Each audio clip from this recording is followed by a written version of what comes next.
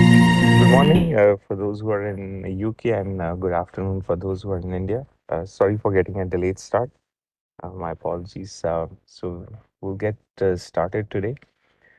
Uh, as usual, does anyone remember any of the mind empowerment techniques from last session or previous session?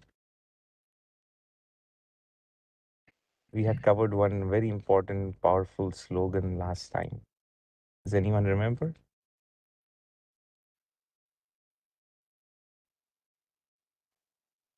Hope for the No best. worries. So Prepare. last week we covered hope for the best, Uh, plan for the worst. yes. So but we want to have a good balance.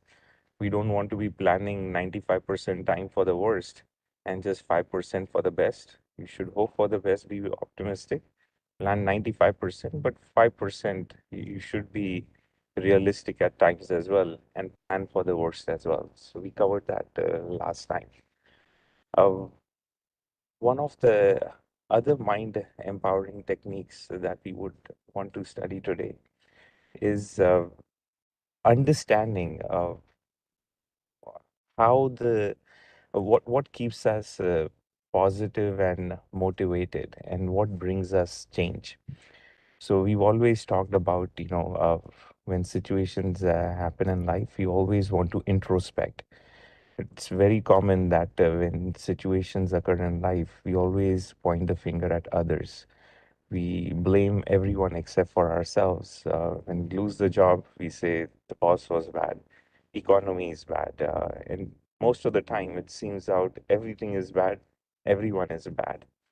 But that we lose an opportunity to introspect ourselves because whatever appears to be random, actually there's nothing random. When we don't understand things, what's going on, it appears random. So if you tell a school child, where the sun will rise, they will read from the school textbook and say sun rises in the east, but then it's not rising at the same plane. It changes as well the arc on where it rises. So it appears that, it's kind of randomly rising in the east.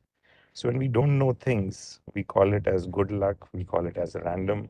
Someone goes in the casinos, wins $1 million, and we say he's lucky.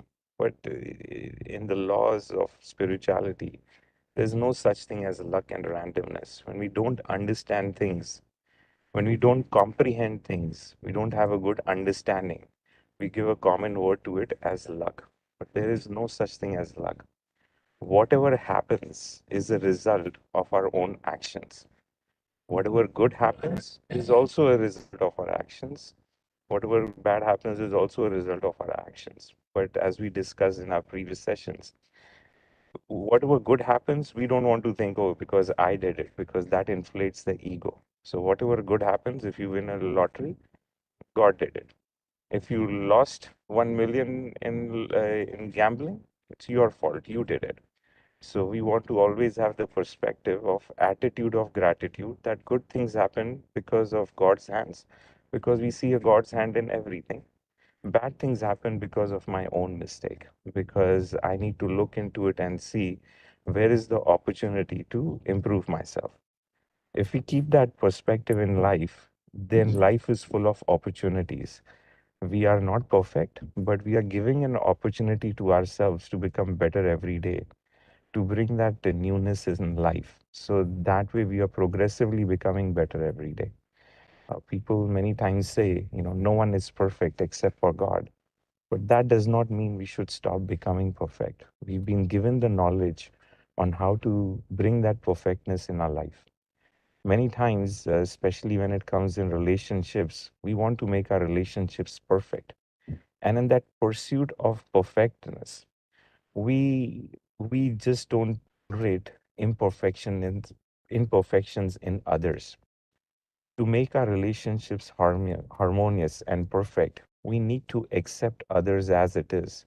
We need to accept other people's imperfections to make the relationship perfect. That is what is the need of the hour. To make our relationships perfect, we have to accept others' imperfections.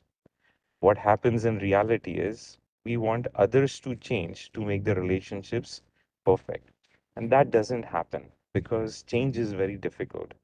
It is very difficult to change ourselves, and it's very easy to expect that change from others because it's easy to shout at others and say you change first and then I will change, but that doesn't happen. And then we try to find a reason for that justification of at others. So the mind empowerment technique today is that how to bring about that change in ourselves. When we introspect, we understand we need to change ourselves. How do we bring about that change? Because that change is so difficult. We expect that change in others, and that change doesn't happen, which leads to frustration in life. So, how do we bring that change in ourselves so that way we can become new every day because of that positive change in our life? How do we bring that change so that we are content at ourselves that we are getting better, we are going in the right direction? So, one of the ways to change is using the power of love. There have been several experiments. If you go to any aquarium, and they will tell you that they use the power of positivity and love. If for the animals' behavior to change towards human, they will encourage anything that the dolphin or the fish or the animal does positive, and they'll encourage that. So through that positive enforcement and having that one trainer using that power of love, even without using the English language or whatever the language is spoken in that country, we can change behavior. The same principle applies to human as well. The power of love. Love is so powerful that it can inspire change in ourselves. So it's been observed that, if you are really in love with someone, then you would want to become like them. You would want to do everything to please them and make them happy. And in that process, you might be doing things that you otherwise wouldn't have done. That is the power of love, which brings that change. If that love is strong, that change is permanent. If that love is more of an infatuation, that change is also temporary. Because the basis of that change, that love has changed, its nature has changed. But the fact is, love has that power to change as well.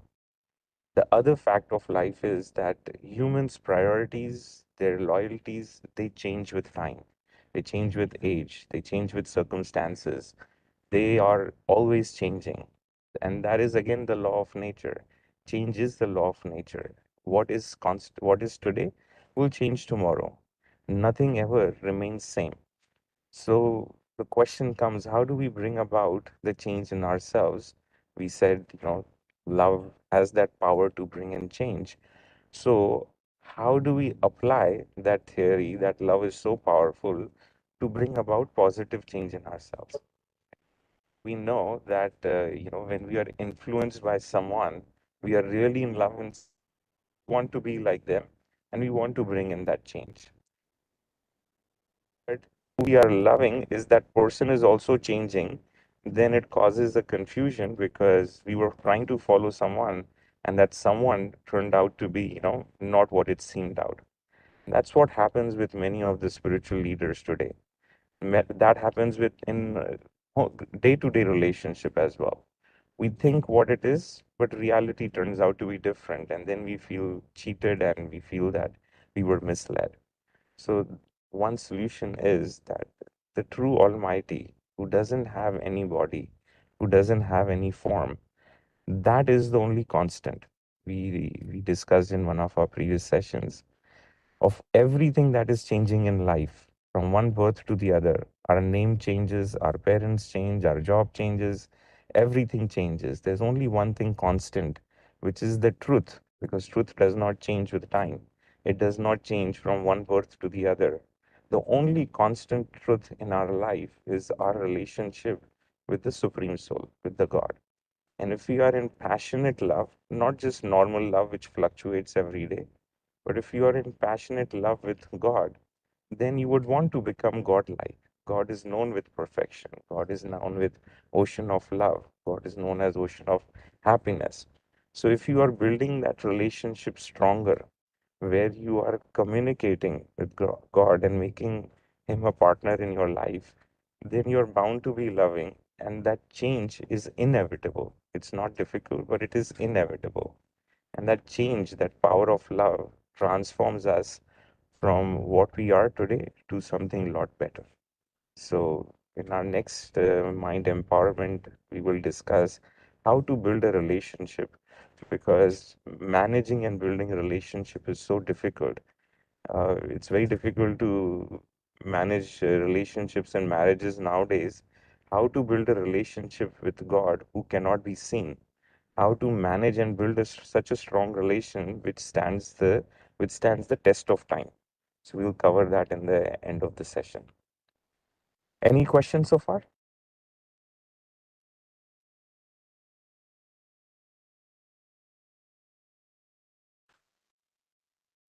I hope I'm audible.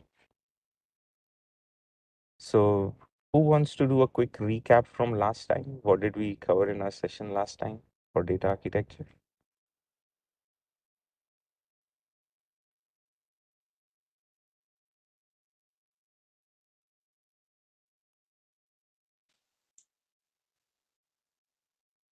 Yeah, it's even though last class was on data architecture, you mentioned about ChatGPT as well, Yes. how to use refining, how to refine the query to get the Yes, proper correct. answer. And Yeah, you also mentioned that ChatGPT cannot replace a human being in a lot of technical things like in medical industry it is hallucinated data, so we can't just rely on the data solution given by chat gpt, something like that.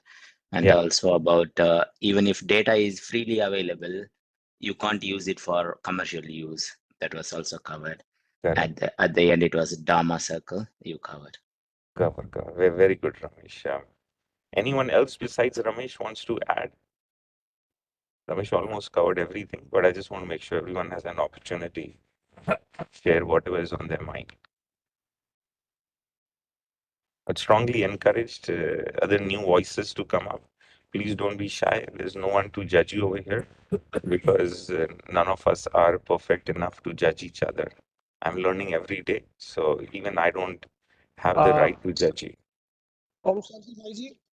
Yes, Last time we also discussed that like this AI, like like human is the master of that, not slave. So hmm, like we should not worry about that. That like yeah, that our jobs are we are losing our jobs, or AI is. exactly, Uh, is- exactly. yeah. So This we is, discussed about it. yeah. Sorry, go ahead. Please go ahead.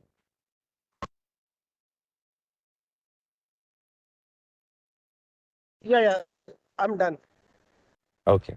This is the confluence age where we don't want to worry about anything. Don't worry about the job loss. Don't worry about AI taking over. Embrace technology. Make it an assistant. Right? We are a lot more powerful than any technology, right? Because if technology was powerful enough, right? We haven't perfected the art of cloning. We haven't created a soul yet, nor have we seen it, because we don't even understand it, right? So I never worry about technology. And in this age, don't worry about anything, not just technology.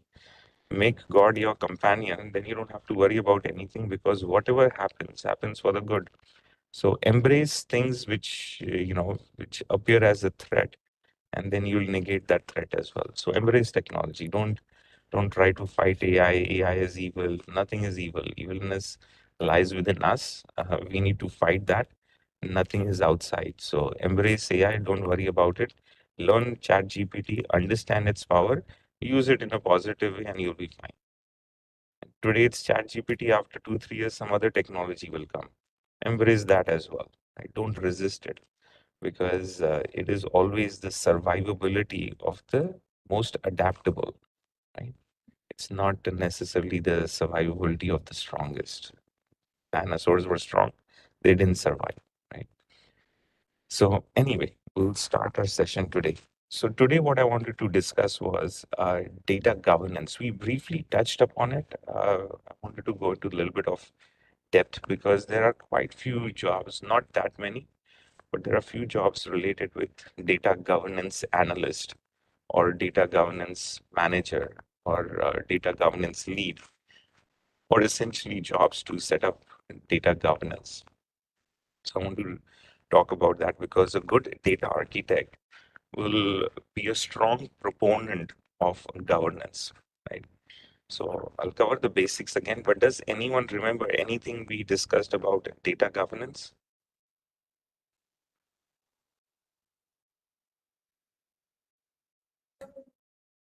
Mukesh, let me try from this one. Yes. So data governance means data policy, what we are configuring the data policy, maintain the data policy replications kind of thing, how we secure the data, kind of, as my understanding like this. Yeah, that's one aspect of it. Yeah, that's one tiny part of it. But data governance is a lot. To So summarize, Mukesh, yeah, yes, yep.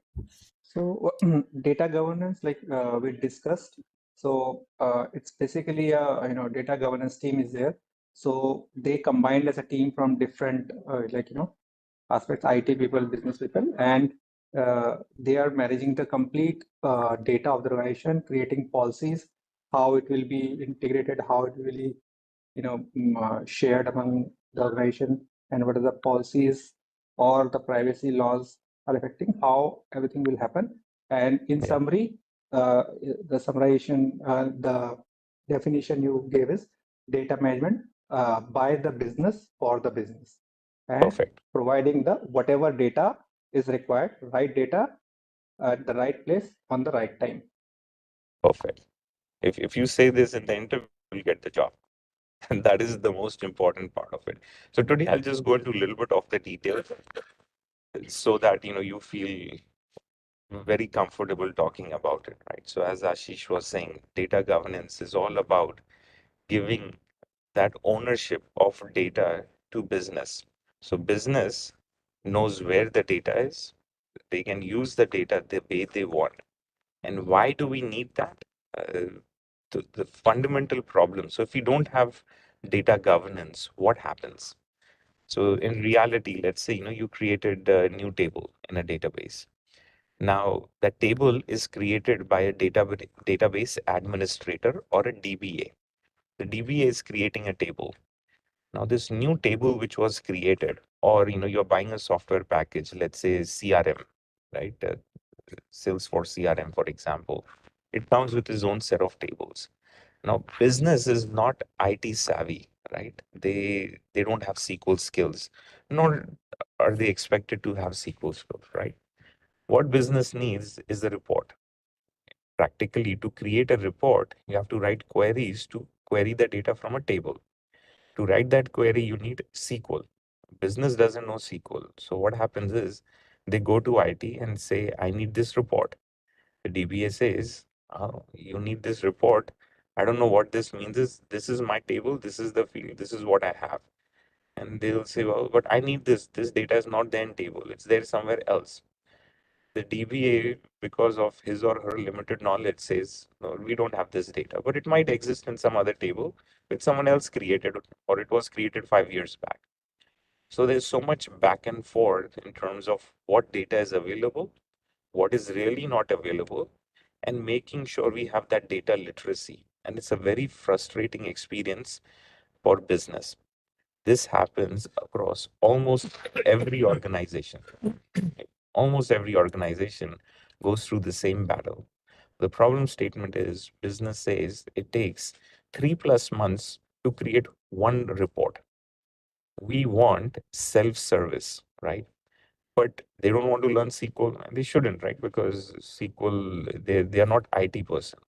So the need is how do they create these reports without help of IT?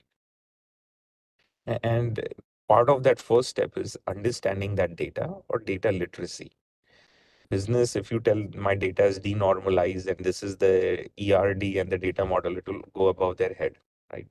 Now, a lot of these business, they are VPs, directors, you think they are very smart people, but they don't understand technology. And you have to understand that. So when you're explaining things to the business, you have to explain them as if you're explaining things to your grandma who doesn't know anything about IT. And if you can master that skill of being able to explain technology to a non-technical person, you will be very much liked by business because they can relate to you, they can understand you better, right? So that is a challenge for business.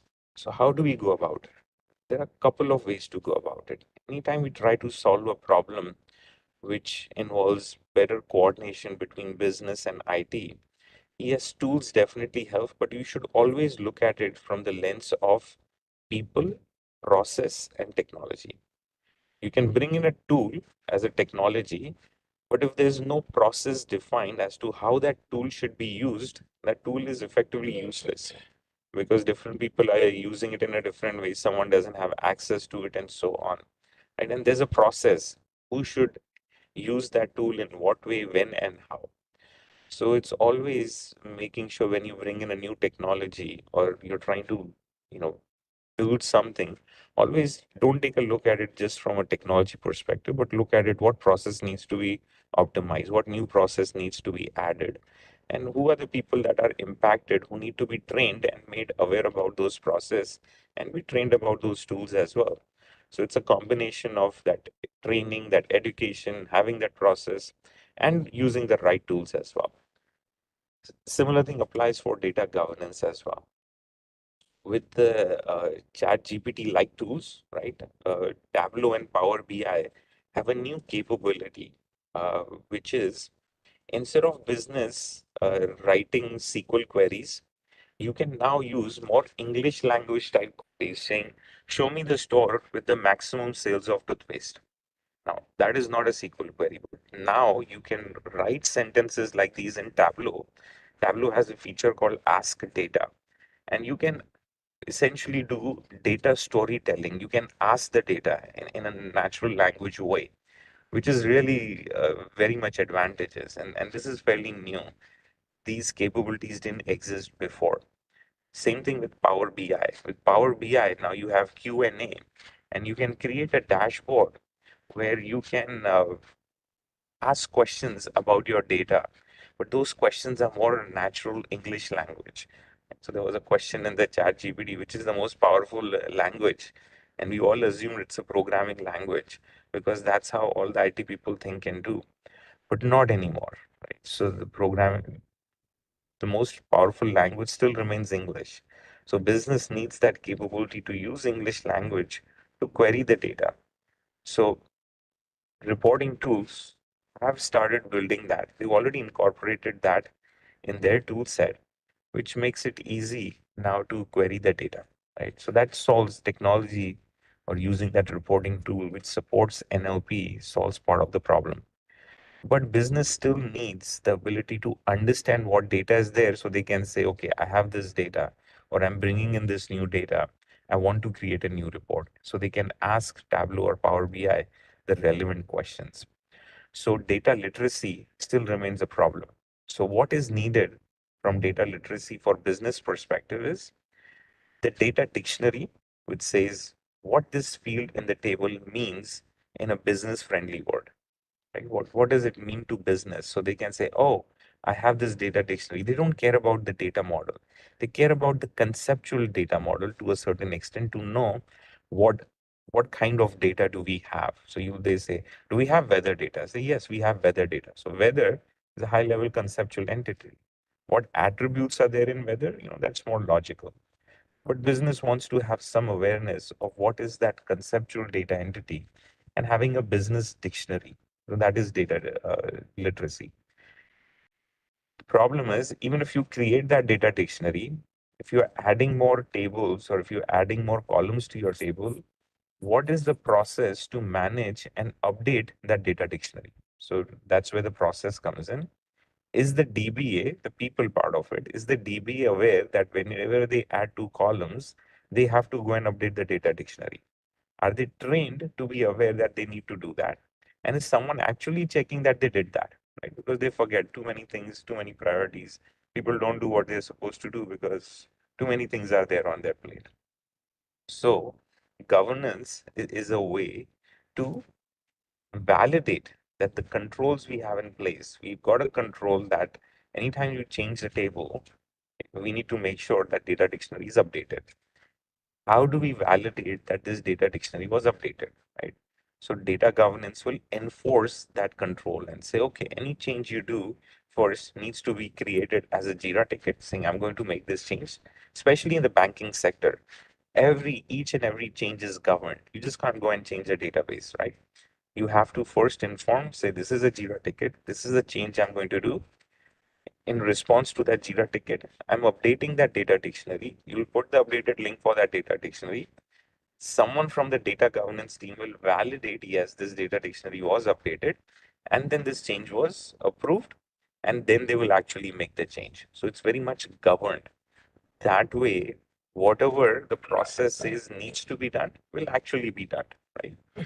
So in data governance, you want to have that literacy so business can understand the data and have that ownership of the data. So that's what data governance is. From a data architect perspective, when you are evaluating the maturity of data governance in an organization, it's one of the ways you can easily impress your boss or your organization with your depth of knowledge. And it comes in very handy. It works mostly all the time because every organization has their data governance as their weakness. Uh, so if you want to, show them that you know exactly what it is, tell them what it is that they don't know or what it is that they don't have. So, for example, in an interview, they ask you, "What questions do you have for us?" The question you want to ask in such a way so that they know that you asked a very smart, intelligent question. And one of the smart, intelligent questions is, how mature is your data governance? You ask them, and they'll say, "Well, it's a very good question. Ours is not mature." And you give them tips as to what you've done in the past and how you can help them to take the maturity to the next level. Don't promise anything that you'll change everything and make it perfect. Doesn't happen, right? You will take it to the next level, right? So one of the things you always want to do is have a good understanding or have an assessment of the data maturity or the data governance maturity as such. So what do you want to do? What does a data governance team look like? What does it, when you say by the business for the business, what does it mean? First and foremost, what it means is you defined your data domains, and your data domains is more aligned with business. So for example, you'll have a customer data domain where you're managing all information about your customer. So that's a customer data domain. You can have accounts. You can have an account as a data domain. There's a separate business team which is managing customer accounts or your vendor accounts or so on. So you have to understand, how the business is structured, how the business is aligned, right? And where the inefficiency is and what are the data domains. Many times what I've observed is there are like 3 data domains in one team, and they don't have a good understanding of the data domain. So if depending on the size of the organization, you need to align the data domains for that team. So, or there will be one data domain and 2 teams. That becomes a problem because now who owns and manages it? So try to align your teams with the data domain, right? So ideally have to have that one-to-one mapping, one team with one data domain, right? Because when you have joint ownership, it creates a problem. So one of the first things in data governance is you need to identify a business owner. And the business owner is ultimately responsible, or actually, let me correct myself. The business owner is accountable for the data, right? Oh, you make a pot. It's cold coming, darling. So Make a photo and then do it. yeah. So Make it a is photo, it is important, Done, Glenn. right, that you understand who's the data owner. And the data owner is someone from the business who has the ownership of the data and has the accountability of that data. And that business data owner could be a VP or a senior director or someone very senior at the business who has that ownership of the data. And what they mean by that ownership of the data is that they have full understanding of that data and they have control over the data. So there's another term I'm going to introduce, that's a data steward. So business data owner is accountable for the data. The business data steward is responsible for the data. right? In a way that profiling quality of the data. Is the data quality good enough, right? Are there issues with the data? Do we have a good understanding of that data? Because the data owner is not really going to write that SQL query and has the skills, but to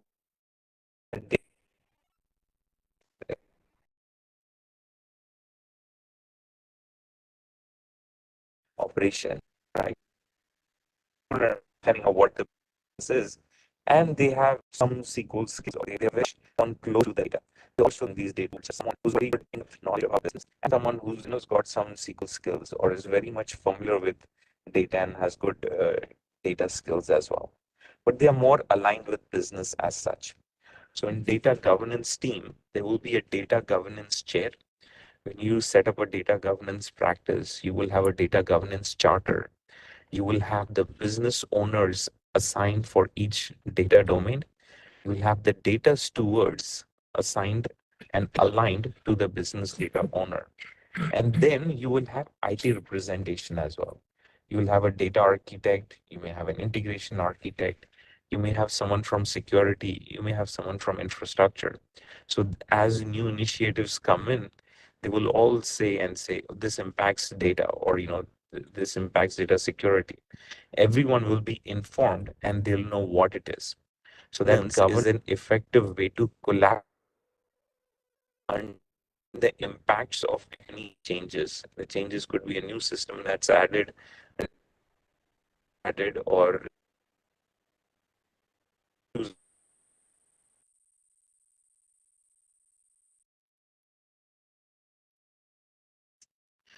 so that's what the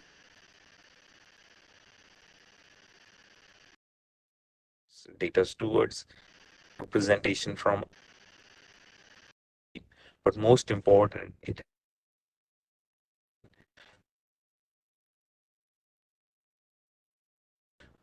one of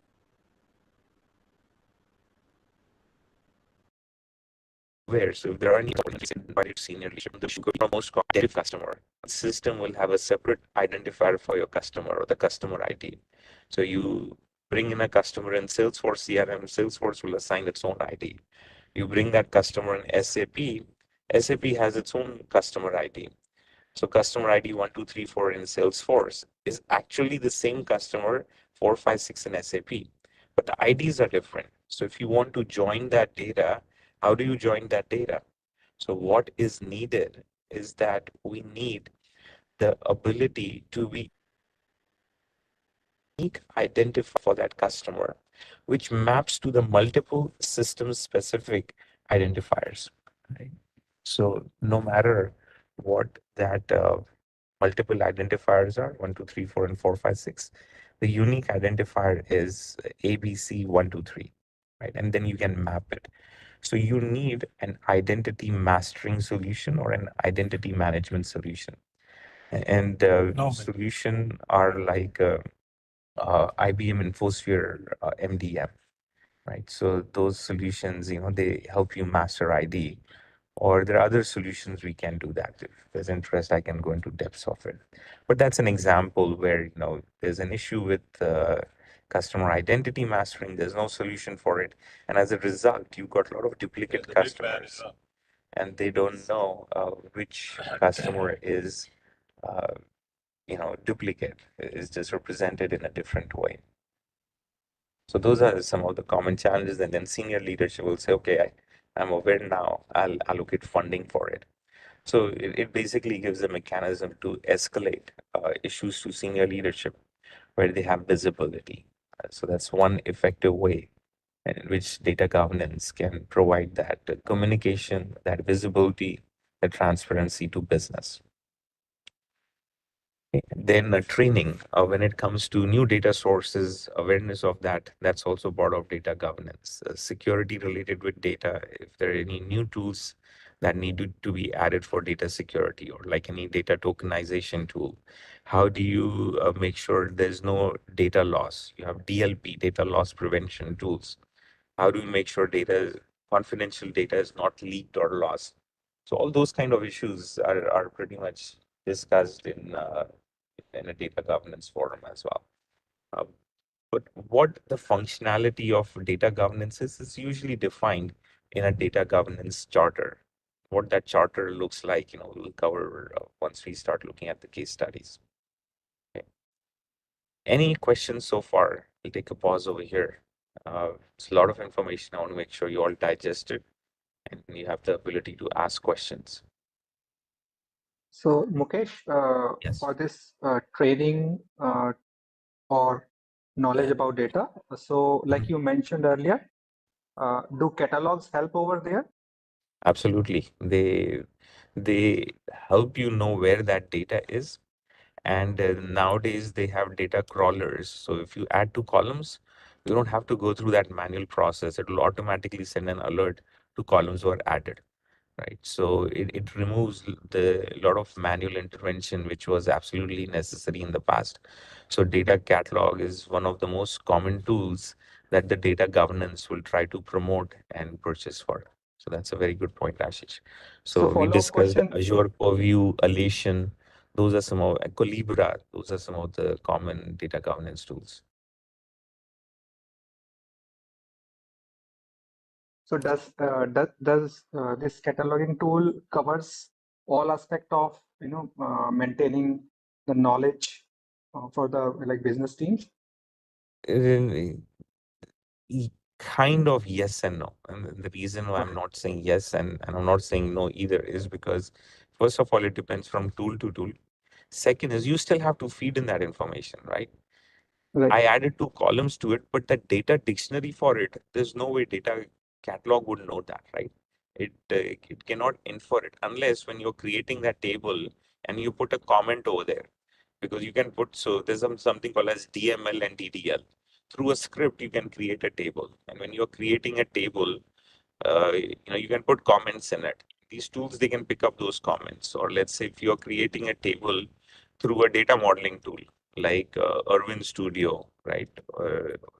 Then in that case, it has the ability to capture that metadata and be able to, create a data dictionary. If you enter that information at the time of data modeling, and if the tool has the capability to ingest that metadata, then yes, it will update it. But someone has to still manually key it, whether putting it in the comments, whether putting it in the data catalog, or whether you're putting it in the data modeling.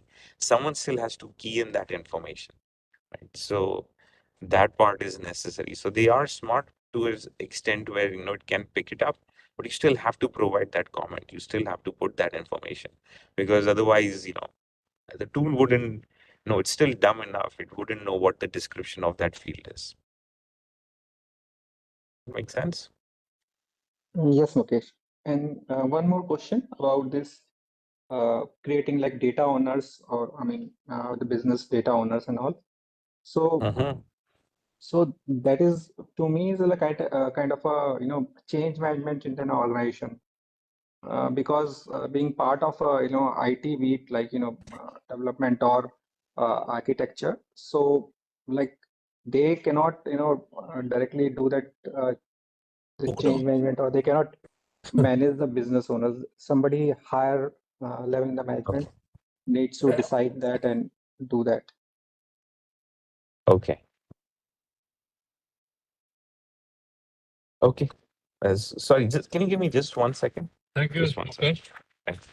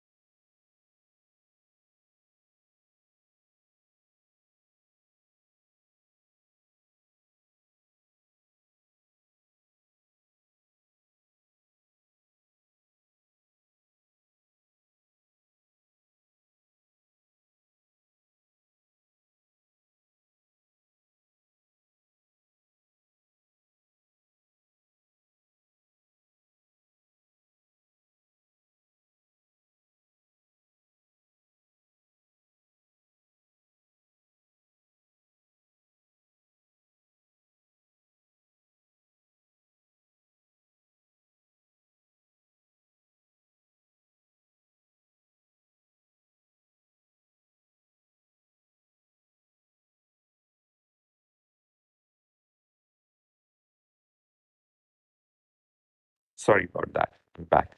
Sorry, Ashish, I was distracted. Do you mind repeating what you said? I don't know if I answered your question.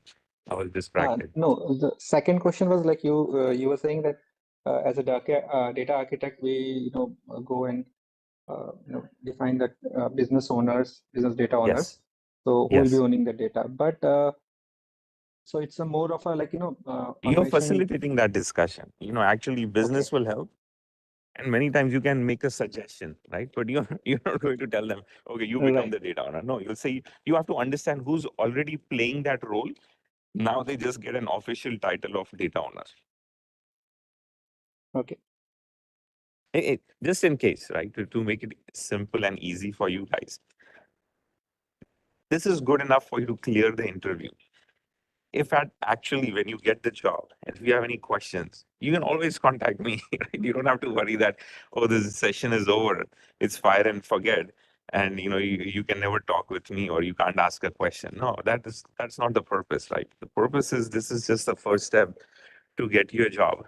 Once you get a job as a data architect, I would be the most happiest person when you get that job. So any support you need, any questions you have, you can always ask, right? So don't worry about it. You can always do this on a case by case basis. Uh, but in general, you'll facilitate that discussion and say, okay, if any issues happen, who's responsible for it? Who needs to be informed? And they'll say, well, this one person needs to know. Say, would you like to be the business owner? Do you need that transparency and visibility? But it needs to be someone at a senior level who has the power to do something about it. And they'll say, who manages issues like that? They'll say, oh, this person. Say, I suggest you become the data owner. And they'll be like, yeah, that makes sense. I don't mind becoming the data owner. And that's how the discussion started. Yeah. I think it depends on who, like it's which manager or which director has got the money to do the project. So Yeah. they become the owner, I think. Yeah. It's from the business side, right? So they hold the strings. But it's definitely not someone from IT. If your IT VP is becoming a data owner, means the governance is set up wrong. Yeah. Any other questions?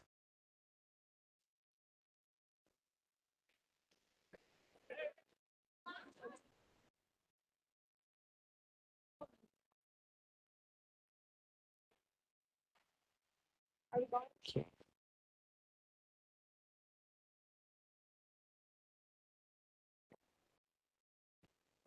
Vipul has raised his hands a couple of times. I don't know whether he wants to Yes, ask please. or it's Please do ask accidental. question.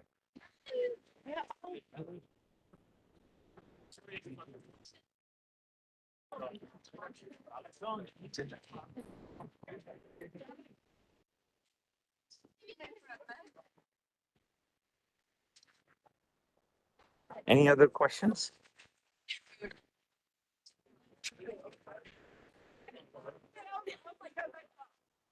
I think we are good. Okay, awesome. We covered the metadata tools. We covered what data governance does. We covered what's a data owner. We covered what's a data steward. We covered what does the composition, what data governance does. We covered that as well. We covered some of the tools as well, Alation, Purview, and so on. So I think that should be good enough to clear the interview. And any questions, we can always discuss it specifically on a case by case basis. With that, I'm just trying to think what else we can discuss today. My apologies. I am outside, so I'm a little distracted. So I'm not doing due justice to you guys. Do you mind? Is it okay if we end a little bit early today? Yeah, it'll be fine. Yes. Okay. Okay. Thank you. So what I wanted to do is I'll cover just one topic about data quality. Right. So in data quality is one key component of data governance because there are a lot of data quality issues like, customer phone number is missing a lot of the times, right? So in that case, that's a data quality issue that, you don't have good good quality data, customer's last name is just M, right? It doesn't have a lot of data. So that's a data quality issue.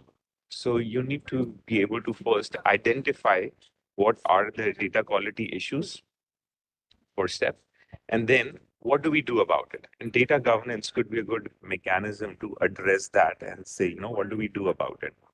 Right. So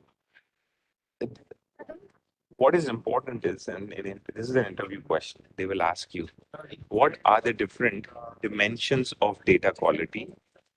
That's one question. The other question they'll ask you, what are some of the data quality issues you have?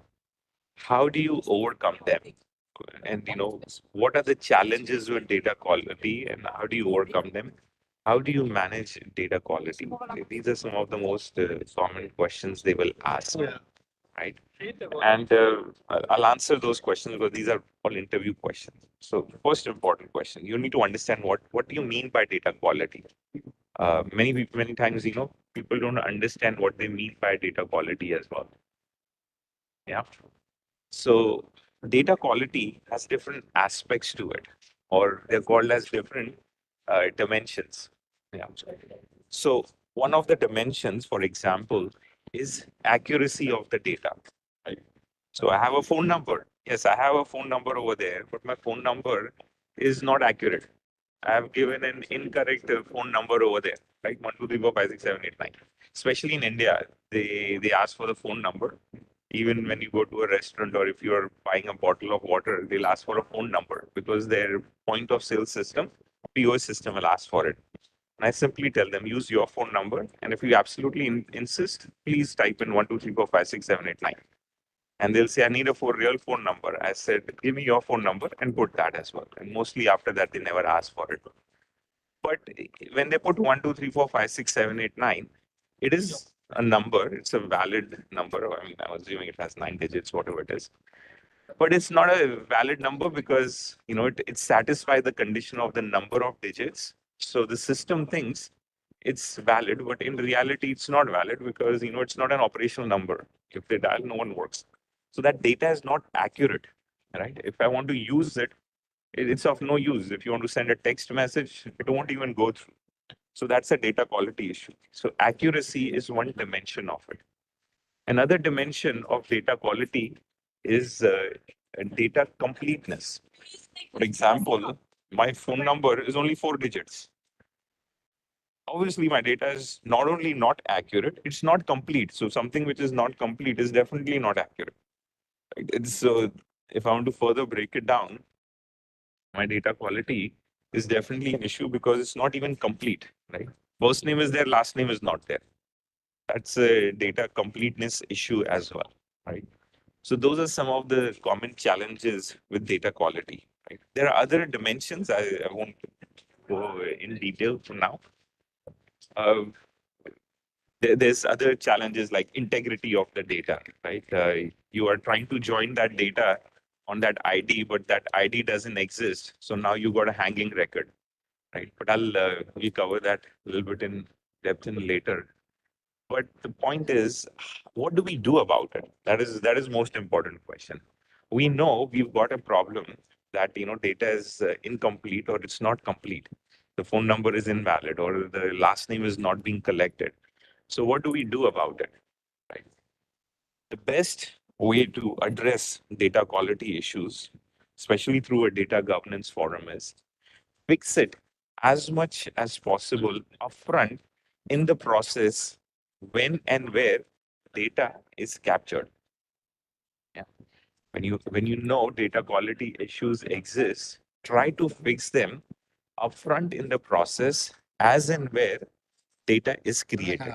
So, for example, right, if you have a web form and which you are capturing the first name, last name, make sure that last name is not blank. You need to put a asterisk over there and say yes. Your last name cannot be blank. You have to put in some name and be one character. It can't be one character. I use one character for my last name, and many times systems allows it, right? Because I don't want to give my last name. I'm very keen about data privacy. But many of these systems, they allow it. So I just put one character. But that results in poor data quality for whoever's collecting my data.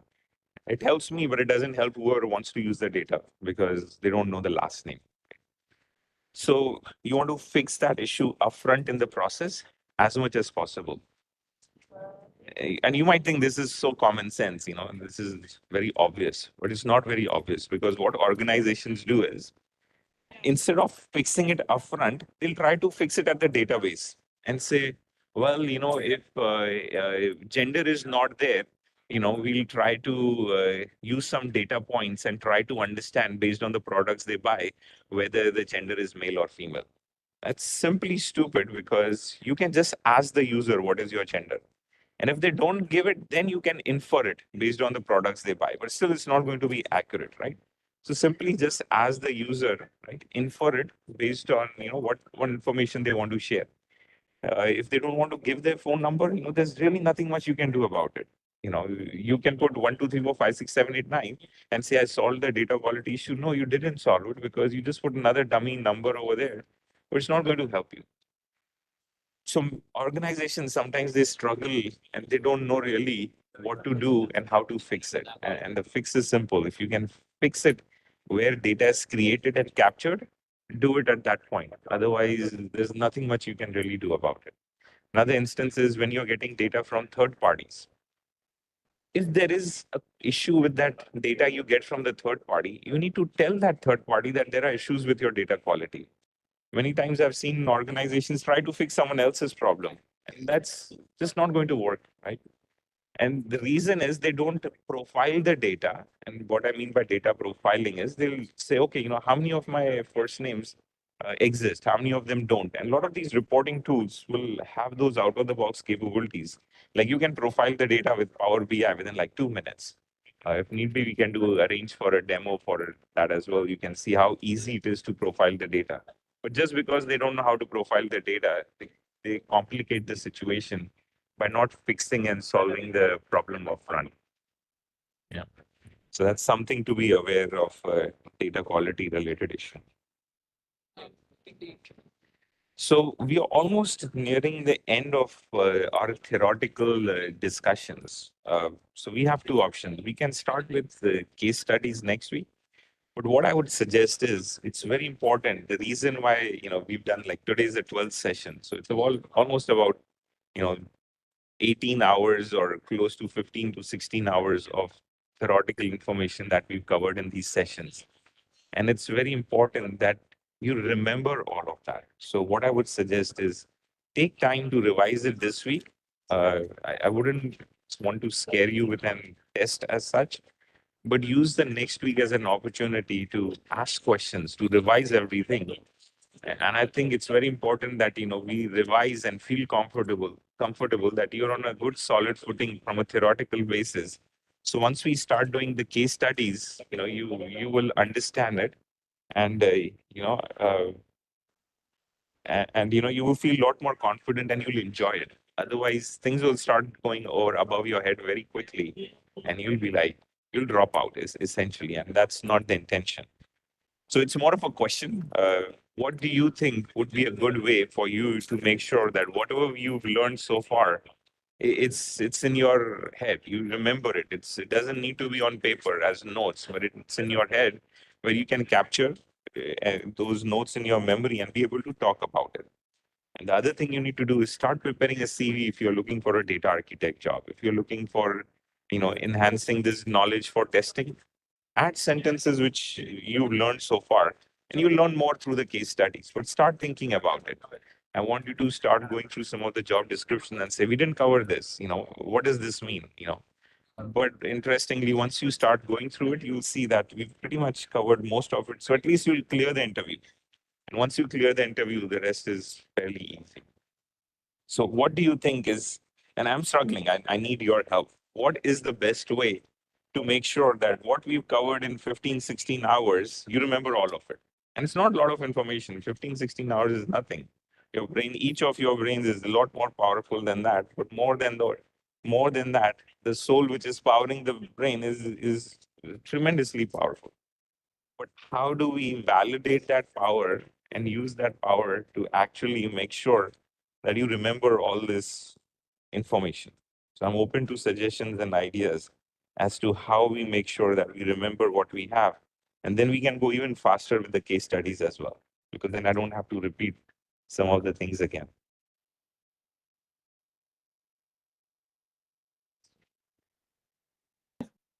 Have you got a set of questions? Yeah, I have questions, or what I was thinking Yeah. one way is, next week I can ask questions, but we can do questions roundtable because there are a lot of people who are silent, who are not speaking. I want to Yeah. hear their voice. So I will ask questions, and whoever wants to answer, they can raise their hands. But if no one is answering, then I will pick your name and say, okay, and not to put you on the spotlight, but at least each person should answer 3 questions, and we'll go round robin. But it cannot be just Ashish or Ramesh or Ranita or Tapesh answering all the questions. It is each one of you who's on the call needs to speak and answer, because otherwise you'll be so shy. How will you give the interview? Right. And the most important part, right or wrong, doesn't matter. The fact that you're participating in it, right, is the most important part. That's all it matters. And most important, you're going to prepare for it. That is the main outcome. Your answering it is just, pushing you to make sure you're revising everything. You're going through your notes. You're asking more questions, right? So it will force you to remember. But I want everyone's commitment that yes, you will unmute yourself and you will answer it as well, because then after that, we will do all the case studies. Does that sound like a good plan? Yes, Mukesh, one more thing I also suggest. It's like we had, covered 12 sessions, and there is a lot of information.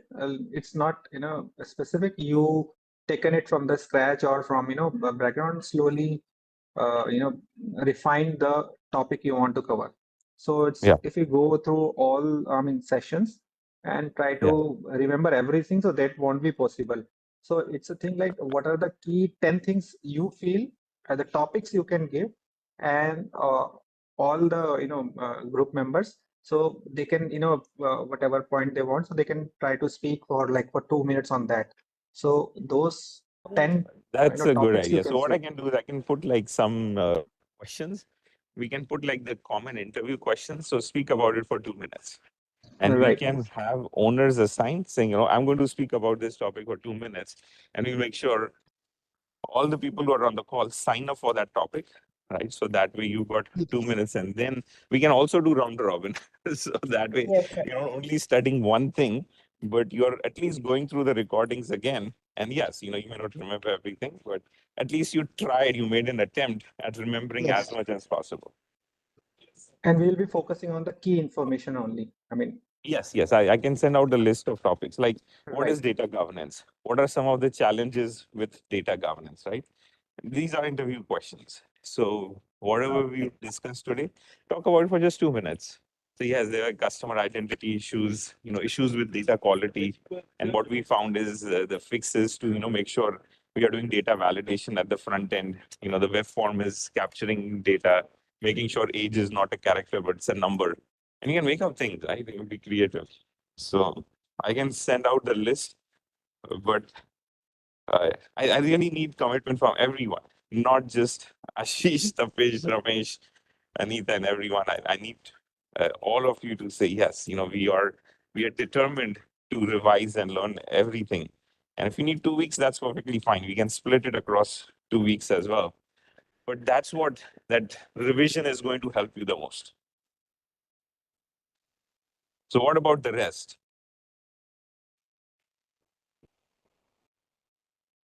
Yes. It Okay. sounds good. Go. Yeah, okay for me Mhm. also. Okay, great. Whatever I suggestions I need to given, hear it's very 14 good. voices. I've heard 5 or 6 so far. Yes, we can have that session. Okay, well, this is great team. I'm hearing so many yeses. So I'm excited that we're going to march ahead together as a team. Try to remember as much as possible. The start is more important. Outcome will happen by itself. Okay. And one more thing Yes. from the group, anybody while doing the revision and once the topics are received, if anybody want to discuss So probably they can get in touch with me during the week also, so that we can, Yeah, if there's any very confusion. So good, that very would be. good. Yeah, very good. Wait, that's If what I anyone was wants to supposed to share ask. notes, I was yeah, about share to notes. ask that we need to, like, apart from that, Mukesh is driving this particular session, but apart from this session, if we can connect and we can revise and we can share our experiences, work experiences, and our real life challenges, and we can relate with this particular terminologies, how Yes. we should have to done these things in this way, like data governance, how that we should have implemented or something like that. So Yeah, yeah. that will help actually, and No, that will that be nice. definitely, that definitely. That's also a very good idea. Uh, Yeah. uh, Ashish, if it's okay, because I was just talking with Ashish, and Ashish is so eager and so excited to be part of this team. I we need to give him time, but he wants to demo how a database table is created, what is a stored proc, what is a view. So even though you haven't downloaded a database or created a table, he'll show you how to create one. And even if you don't write a SQL query, but at least you will know what a SQL query looks like. That would help you tremendously. Yes, definitely. Yeah. So share notes, right? Feel free to ask help. Any questions or any topics you think, it's really not clear, right? Conduct a poll. Say, do you think the speaker explained this topic well? And if majority says no, I'm going to cover it again, right? Okay. So, there shouldn't be any hesitation, right? Because if you are saying this topic wasn't covered well, it's an opportunity for me to grow and explain it in a better way. But if you don't say anything, I'm thinking, "Yeah, I did a good job because no one asked anything." Right? So conduct a poll saying this topic wasn't well explained.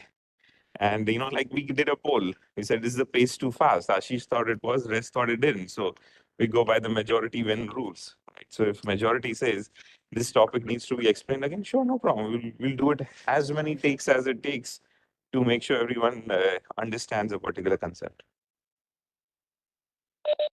Yeah. Okay. So we'll do a revision next week. The week after that, I might be traveling again. Sorry, I've been traveling a lot. So I'm not sure if I'll be able to take this session, but uh, you among yourselves can share information, or have a SQL session. And I may or may not be able to join, depends what time I reach home. Uh, so on the 24th, I might be doubtful. But I'll let you know by next week for sure. Okay.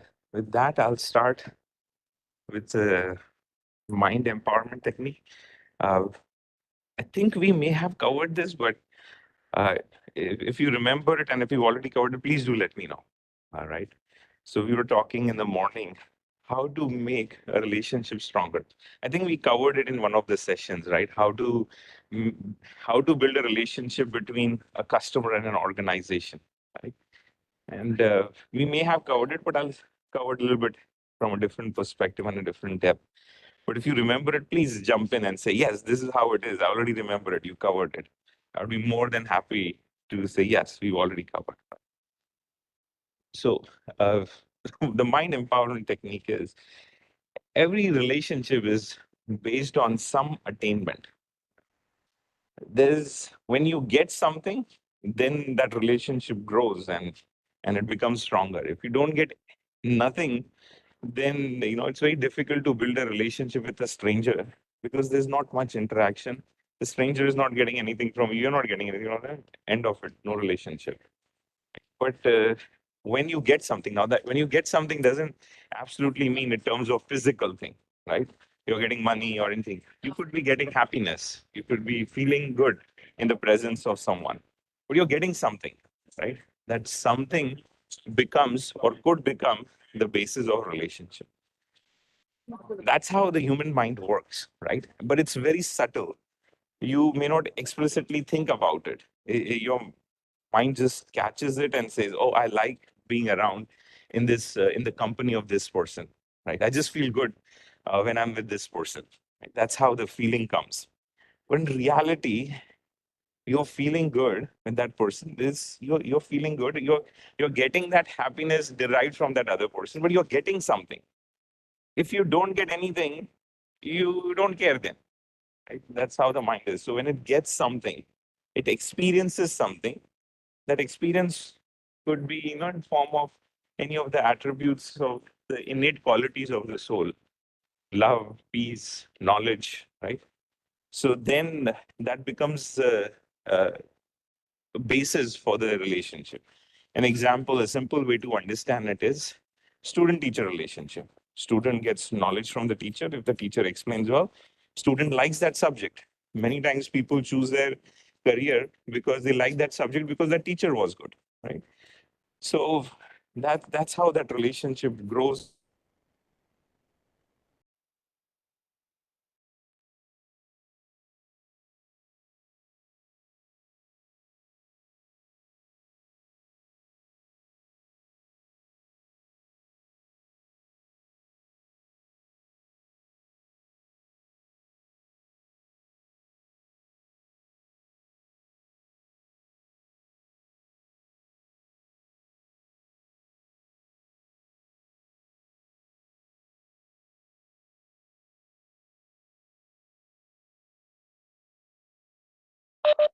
I think Mukesh has disconnected.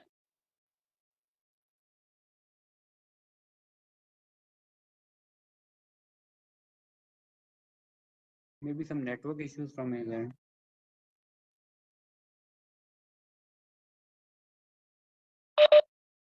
Okay. Can I ask if all of you have, if any one of all the recordings in one place? So No, let's actually, share. I supposed to ask same thing. I need the recording of all 12 session. Actually, I don't have. Yeah, because to revise and go through again, it will be good to have all the recordings. And also, I I missed think some sessions as you, well. I mean, Amazing. we can This was find it over there in the YouTube. sorry, I think I Uh, got disconnected. Thanks, Ashish. Otherwise, I'd have kept talking without realizing. So yeah, Mukesh, where did I lose you guys? Mukesh, just one thing, the team wanted to know where the recordings are there in one place. So it's in Yeah, they're all YouTube, on YouTube.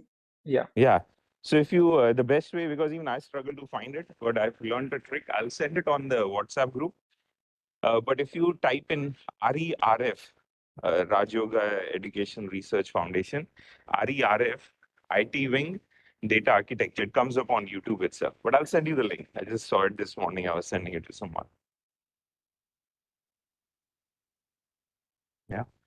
So that's where you'll find all the recordings. Any other questions?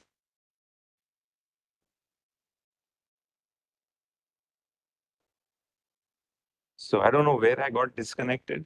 And I was talking about a mind empowerment technique. Did you guys hear that, or I got disconnected before that?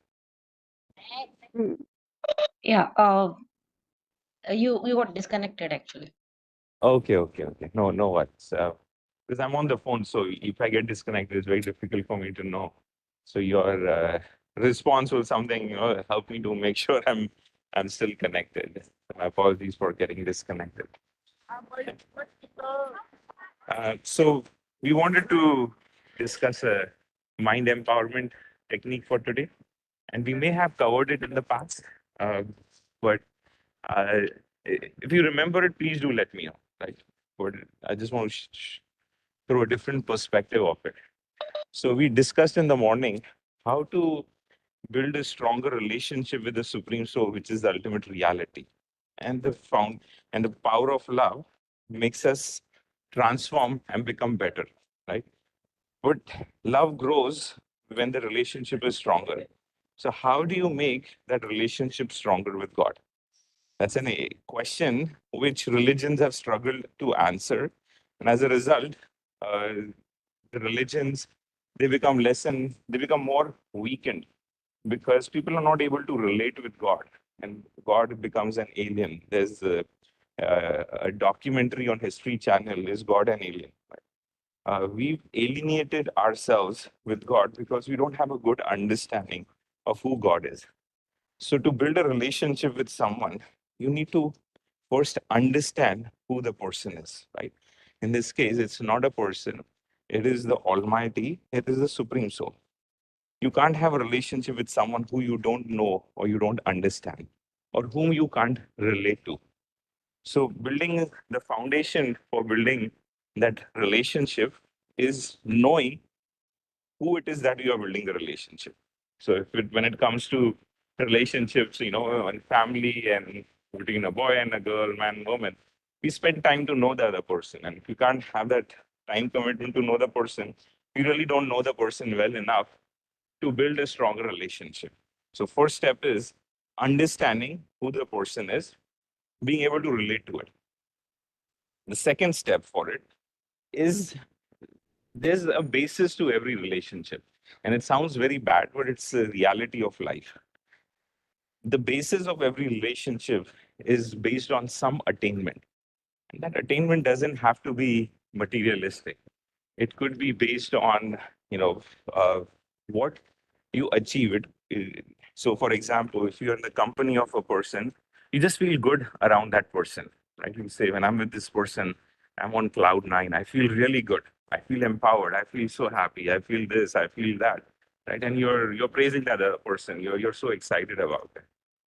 But in reality, when you say, I feel good, it's because you you you've triggered that innate quality within your soul.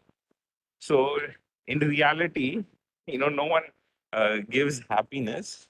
The happiness is within you. They triggered it within you, and now you're feeling you perceive that they are making you happy and they give you happiness.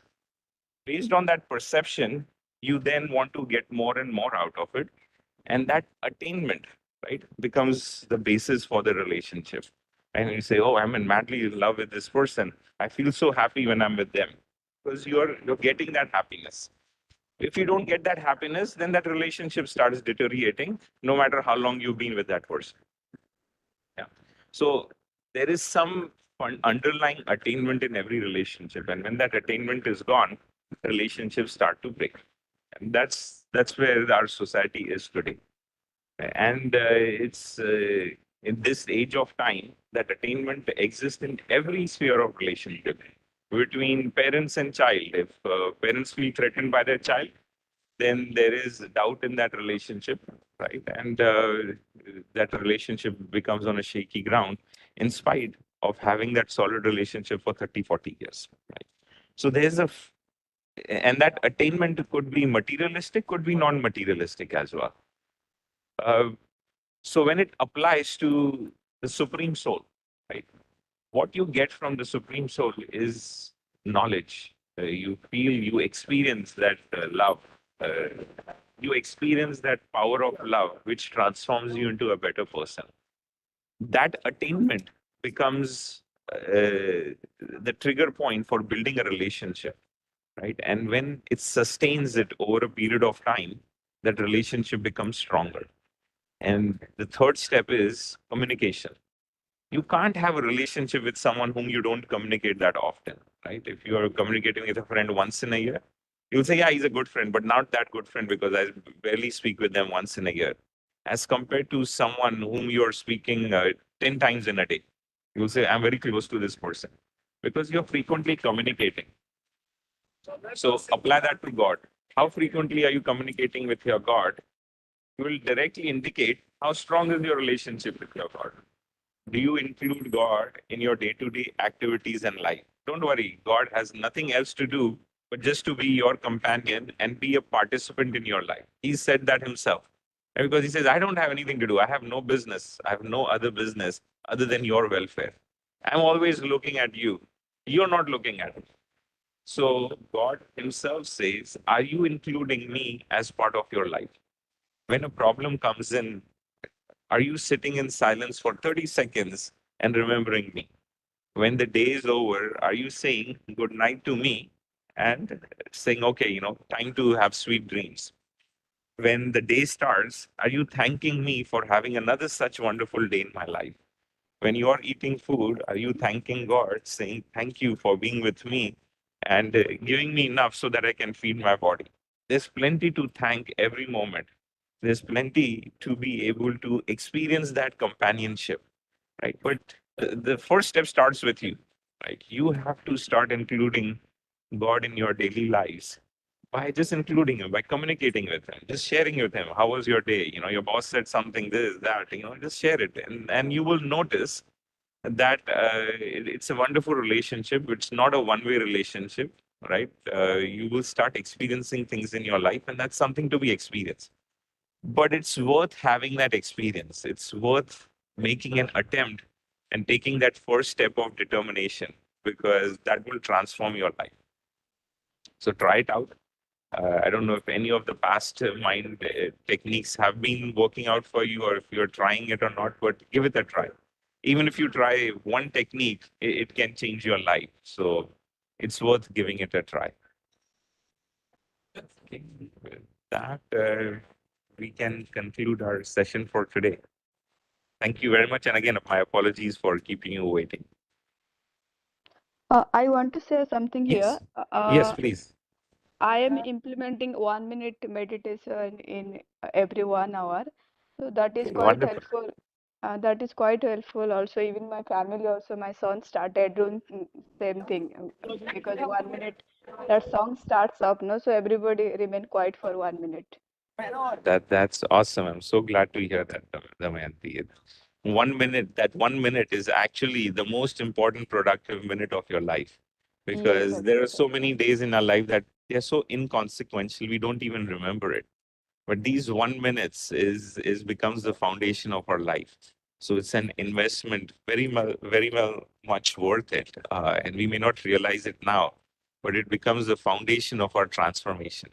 So and it's being able to and build that relationship. and So I'm also so in glad to hear night that. also, and also in night also before sleeping, I do the journaling. Thank you to the God. And Yeah. same thing also my son started every day. He write only good morning, Baba, good night, Baba, thank you. Very 3 sentence he write it down. And he's become habit that he has completed one diary last year, 2023, and he has taken new diary. That's so inspiring. Thank you for sharing it. Because such stories are very inspiring, and it helps others as well. So thank you very much, Damayanti, for sharing. You should probably bring your son to some of these sessions. He can share Yeah, his experience as well. yeah, he's 10-year-old, but he has started writing this thank you and something like he every time write thank you only thank you, right? And his diary is full of only thank you. Okay, that's really cool. Thanks for sharing. We always say at work as well, sharing is caring. So if Yes, you're sharing, yeah, it means you care about others. That's why you're sharing it. So thank you. yes. Anyone else wants to share anything?